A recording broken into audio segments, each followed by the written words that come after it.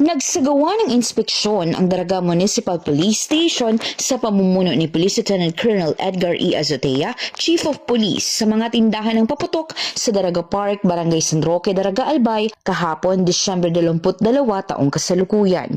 Layunin ng aktibidad na tiyakin ang pagsunod ng mga nagtitinda sa mga umiiral na alituntunin at regulasyon hinggil sa pagbebenta ng paputok upang mapanatili ang kaligtasan ng publiko at maiwasan ang anumang insidente, lalo na ngayong nalalapit na ang araw ng Pasko at Bagong Taon. Patuloy ang Pulis Daraga sa pagpapatupad ng mga hakbang upang masiguro ang isang ligtas at mapayapa na komunidad para sa lahat. Bagong PNP para sa bagong Pilipinas, serbisyong mabilis, tapat at nararamdaman.